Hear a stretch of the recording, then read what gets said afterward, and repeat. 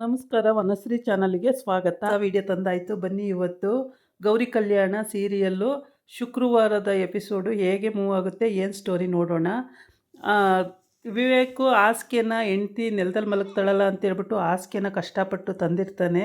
ಅದನ್ನು ತೊಗೊಂಡು ಬರೋಕ್ಕೆ ಕೆಳಗಡೆಯಿಂದ ಹಗ್ಗ ಕಟ್ಟಿ ಮೇಲೆ ಎತ್ಕೊಂಡು ಮೂಟೆ ಹೊತ್ಕೊಂಡು ಹೆಂಗೆಂಗೋ ತಂದು ಹಾಕ್ಕೊಂಡಿರ್ತಾನೆ. ತಂದು ಇಟ್ಟಿರ್ತಾನೆ ಕದ್ದು. ಆಮೇಲೆ ಗೌರಿ, ಏನೋ ತಂದ್ರಿ ನೀವು, ಏನು ತಂದ್ರಿ ಅಂತೇಳಿ ಇದು ಮಾಡ್ತಾಳೆ. ಏನಾರು ತರಲಿ, ನಿನಗೆ ಯಾಕೆ ಅದೆಲ್ಲ ಅಂತ ಹೇಳಿರ್ತಾನೆ.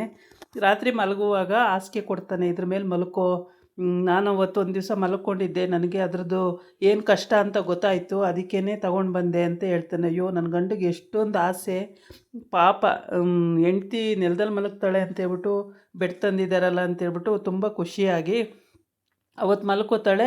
ಬೆಳಗ್ಗೆ 7 ಗಂಟೆ ಆದರೂ ಅವಳಿಗೆ ಎಚ್ಚರನೇ ಆಗಲ್ಲ. ಹಾಸಿಗೆ ಮೇಲೆ ಮಲಗಿರೋದ್ರಿಂದ 7 ಗಂಟೆಗೆ ಅವರ ಚಿಕ್ಕತ್ತೆ ಗೌರಿ ಗೌರಿ ಗೌರಿ ಅಂತ ಕರೀತಾ ಬರ್ತಾರೆ. ಆವಾಗ ಅವಳು ಹಾಸಿಗೆನ, ಅಯ್ಯೋ ಅತ್ತೆ ಬಂದ್ಬಿಟ್ಟು ಚಿಕ್ಕತ್ತೆ ಅಂತೇಳ್ಬಿಟ್ಟು ಒಂದೇ ಉಸಿರಿಗೆ ಹಾಸಿಗೆನ ಸುತ್ತಬಿಟ್ಟು 7 ಗಂಟೆ ಆಗೋಗಿದೆಯಲ್ಲ, ಏನು ಮಾಡೋದು, ಅತ್ತೆ ಏನಂತಾರೋ ಏನೋ ಅಂತೇಳ್ಬಿಟ್ಟು ಒಂದೇ ಉಸಿರಿಗೆ ಸುತ್ತಬಿಟ್ಟು ಗೊತ್ತಾದರೆ ಏನಾರು ಅನ್ಕೋತಾರೆ ಅಂತ ಕಬೋರ್ಡಿಗೆ ಇರೋಕ್ಕೆ ಹೋಗ್ತಾ ಇರ್ತಾಳೆ.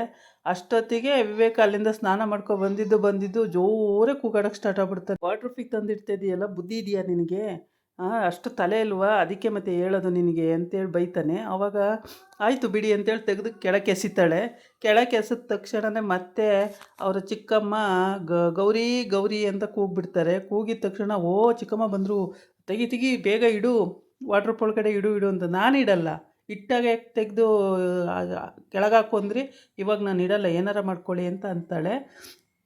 ಆಮೇಲೆ ಮತ್ತೆ ಇಡಕ್ಕೆ ಹೋಗ್ತಾಳೆ. ಮತ್ತೆ ಅತ್ತೆ ಬಂದುಬಿಟ್ರಲ್ಲ ಅಂತೇಳ್ಬಿಟ್ಟು ಅವಳು ಗಾಬರಿ ಆಗ್ತಾಳೆ. ಸರಿ ಬಿಡಿ, ಗೊತ್ತಾಗಲಿ ಎಲ್ಲರಿಗೂ ನೀವು ಮಾಡೋ ಕೆಲಸ ಏನು ಅಂತೇಳಿ. ಎಲ್ಲ ಸಪ್ರೇಟ್ ಮಲಗ್ತಾರೆ ಅಂತ ಅವ್ರಿಗೂ ಗೊತ್ತಾಗಬೇಕು. ಗೊತ್ತಾದರೆ ಆವಾಗ ನಿಮಗಿದೆ, ಕೆಳಗಡೆ ಹೋದ್ಮೇಲೆ ಗೊತ್ತಾಗುತ್ತೆ ನಿಮಗೆ ಅದ್ರದ್ದು ಕತೆ ಏನು ಅಂತೇಳಿ ಅಂತ.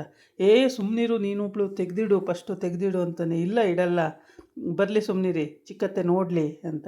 ಇವಳು ಚಿಕ್ಕತ್ತೆ ಕರಿತಾ ಹೋಗಿ ನೋಡ್ತಲೇ ಇರ್ತಾಳೆ. ಆದರೆ ಅವಳಿಗಿನ್ನೂ ಏನೂ ಗೊತ್ತಾಗಲ್ಲ. ಆಮೇಲೆ ಗೌರಿ ಅದನ್ನು ವಾರ್ಡ್ರೋಬ್ ಒಳಗೆ ಸೇಫಾಗಿ ಇಡ್ತಾಳೆ. ಇನ್ನೂ ಅದ್ರ ವಿಷಯ ಮನೆಯವ್ರಿಗೆ ಗೊತ್ತಾಗೋದು ಬೇಡ ಅಂತೇಳಿ ಹೇಳ್ಕೊಂಡು, ಆಮೇಲೆ ಗೌರಿನ ವಿವೇಕು ಅವಳು ಹಿಂದಿನ ಸ್ಟೋರಿನ ಸುಳ್ಳು ಹೇಳಿದ್ರಲ್ಲ ಅಂತ ಒಂದು ನೆವ ಇಟ್ಕೊಂಡೇ ಪಾಪ ಅವಳ ದೂರ ಇಟ್ಟಿದ್ದಾನೆ. ಮಂಚದ ಮ್ಯಾಕು ಕೂಡ ಹತ್ಸಲ್ಲ ಅವನು, ಆ ಥರ ಇಟ್ಟಿದ್ದಾನೆ ದೂರದಲ್ಲಿ. ಸ್ನಾನ ಮಾಡ್ಕೊಬಂದು ಗಾಬರಿ ಆಗೋಯ್ತಾನೆ. ಫಸ್ಟು ಇಡಕ್ಕೆ ಹೋದಾಗ ಏನೂ ಗೊತ್ತಾಗಲ್ಲ ಅಂತ ಬೈದವನು, ಲಾಸ್ಟಲ್ಲಿ ಚಿಕ್ಕಮ್ಮ ಬಂದರು, ಆಯಿತು ಇಡು ಅಂತಾನೆ. ಅವಳು ಇಡಲ್ಲ ಅಂತಾಳೆ. ಇವನು ಇಡು ಅಂತಾನೆ, ಅವಳು ಇಡಲ್ಲ ಅಂತಾನೆ. ಅಯ್ಯೋ ರಾಮ, ಬಂದರು ಇಡೇ, ಏನಂತಾರೆ ಇಡೇ ಅಂತಾನೆ, ಇಡೋದೇ ಇಲ್ಲ ಅಂತಾಳೆ. ಹಾಗೆ ಸಿಕ್ಕಾಕೋತಾನೆ, ಅಲ್ಲಲ್ಲೇ ಸಿಕ್ಕಾಕೋತಾನೆ. ನಿನ್ನೆ ಅಲ್ಲಿ ಮೂಟೆ ಹೊತ್ಕೊಬರ್ಬೇಕಾದ್ರೆ ಸಿಕ್ಕಾಕೊಂಡು ಅವ್ರ ಚಿಕ್ಕಪ್ಪಗೂ ಗೌರಿಗೂ ಸಿಕ್ಕಾಕೋತಾನೆ. ಚಿಕ್ಕಪ್ಪ ಕೆಳಗಡೆಯಿಂದ ಯಾರು ಅಂತ ಕೂಗಿದ ತಕ್ಷಣ ತಲೆ ಮೇಲೆ ಬೀಳುತ್ತೆ ಮೂಟೆ. ಅವ್ರು ಮೂರ್ಛೆ ಹೋಗ್ತಾರೆ ಅವ್ರ ಚಿಕ್ಕಪ್ಪ. ಆಮೇಲೆ ಏನೋ ಸಮಾಧಾನ ಮಾಡಿ ಎಚ್ಚರ ಮಾಡಿ ಏನೋ ಐಡಿಯಾ ಮಾಡಿ ಕಳಿಸ್ತಾನೆ.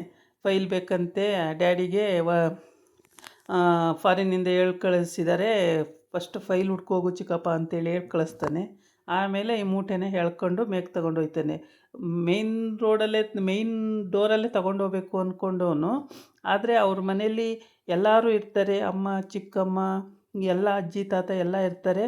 ಏನಿದು ಅಂತ ಕೇಳ್ತಾರೆ. ಬೇಡ ಅದು ಅಂತೇಳ್ಬಿಟ್ಟು ಕೆಳಗಡೆಯಿಂದ ಹಗ್ಗ ಕಟ್ಟಿ ಮೇಲಕ್ಕೆ ಎಳ್ಕೊಳ್ತಾನೆ. ಓಕೆ, ಅದೆಲ್ಲ ಫೈನ್. ಆದರೆ ಇಷ್ಟೆಲ್ಲ ಮಾಡೋನು ಯಾಕೆ ಅಷ್ಟು ದೊಡ್ಡ ಮಂಚದಲ್ಲಿ ಹೆಂಡ್ತಿಗೆ ಒಂದಿಷ್ಟು ಜಾಗ ಕೊಡಬಾರ್ದು ಅನ್ನೋದು ನಮ್ಮ ಇಂಟೆನ್ಷನ್ನು.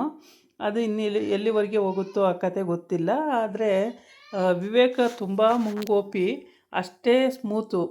ಗೌರಿ ಒಂದು ಸಲ ದಬಾಯಿಸಿದ್ರೆ ಸುಮ್ಮನಾಗ್ತಾನೆ, ಮತ್ತು ಗೌರಿಗೆ ಅವನು ಒಂದು ಸಲ ದಬಾಯಿಸಿದ್ರೆ ಅವಳು ಸುಮ್ಮನಾಗ್ತಾಳೆ. ಹೀಗೆ ಕತೆಗಳು ಇವ್ರ ಗಂಡ ಹೆಂಡ್ತಿ ಮಧ್ಯದಲ್ಲೇ ನಡೀತಾ ಇರುತ್ತೆ. ಯಾವಾಗ ಇದು ಎಂಡ್ ಆಗುತ್ತೋ ಗೊತ್ತಿಲ್ಲ. ಆದರೆ ಗೌರಿಗೂ ಸಿಟ್ಟು ಜಾಸ್ತಿ. ಅವಳು ತಗ್ಗಿ ಬಗ್ಗಿ ನಡೆಯಲ್ಲ, ತುಂಬ ಸಿಟ್ಟಿದೆ ಅವಳಿಗೂ. ಆದರೆ ಅವಳು ಅವರ ಚಿಕ್ಕತ್ತೆ ಹೇಳಿರೋದ್ರಿಂದ ಕೂರಿಸ್ಕೊಂಡು, ನಿನ್ನ ಜಂಬ, ನಿನ್ನ ಜೋರು ಎಲ್ಲ ಬಿಡಬೇಕು, ನೀನು ಬಿಟ್ಟರೆ ಮಾತ್ರ ನೀನು ನಿನ್ನ ಗಂಡನ ಜೊತೆ ಸಂಸಾರ ಮಾಡೋಕ್ಕೆ ಸಾಧ್ಯ ಇಲ್ಲ ಅಂದರೆ ಆಗಲ್ಲ ಅಂತ ಹೇಳಿರ್ತಾಳೆ. ಹಾಗಾಗ್ಬಿಟ್ಟು ಪಾಪ ಇವಳು ಸುಮಾರು ತಗ್ಗಿ ಬಗ್ಗಿ ನಡೀತಿದ್ದಾಳೆ. ಆದರೂ ಕೂಡ ವಿವೇಕ ಅಲ್ಲಿ ಈ ಥರ ಆಟ ಆಡಿಸ್ತಾನೆ ಅವಳಿಗೆ. ಮಾತ್ರ ಬೆಡ್ ತಂದು ಕೊಟ್ಟಿದ್ದಾನೆ, ಒಳ್ಳೆ ಕೆಲಸ ಮಾಡಿದ್ದಾನೆ, ರಾತ್ರಿ ಎಲ್ಲ ಆರಾಮಾಗಿ ನಿದ್ದೆ ಮಾಡೋ ರೀತಿ ಮಾಡಿದ್ದಾನೆ. ತುಂಬಾ ಅವಳು ಖುಷಿಪಟ್ಳು. ಅಯ್ಯೋ ನಮ್ಮ ಯಜಮಾನ್ರು ತಂದು ಕೊಟ್ರಲ್ಲ ಸದ್ಯ ನೆಲದಲ್ಲಿ ಮಲ್ಕೋತಾಳೆ ಅಂತೇಳಿ ಹೊಟ್ಟೆ ಹುರ್ಕೊಂಡು ಚಾಪೆ ಮೇಲೆ ಮಲ್ಕೋಬೇಕಿತ್ತು ಅವಳು. ಚಾಪೆ ಮೇಲೆ ಮಲ್ಕೊಳ್ಳೋದ್ರಿಂದ ಪಾಪ ರಾತ್ರಿ ಎಲ್ಲ ನಿದ್ದೆ ಬರ್ತಿರ್ಲಿಲ್ಲ, ಒದ್ದಾಡಂಗೆ ಆಗ್ತಿತ್ತು. ಅದನ್ನು ಒಂದು ದಿವಸ ಇವನು ಮಲಗಿ ನೋಡಿದ್ನಲ್ಲ, ಹಂಗಾಗಿ ಇವನಿಗೆ ಗೊತ್ತಾಯಿತು. ಹೆಂಗೋ ತಂದು ಕೊಟ್ಟ, ಒಳ್ಳೆಯದಾಯಿತು. ಇದೇ ರೀತಿ ಮನೆಯವ್ರಿಗಿನ್ನೂ ಈ ವಿಷಯ ಗೊತ್ತಾಗಿಲ್ಲ, ಬೆಡ್ ತಂದು ಕೊಟ್ಟಿರೋದು ವಿಷಯ. ಹೆಂಗೋ ಪಾಪ ತಂದು ಕೊಟ್ಬಿಟ್ಟಿದ್ದಾನೆ.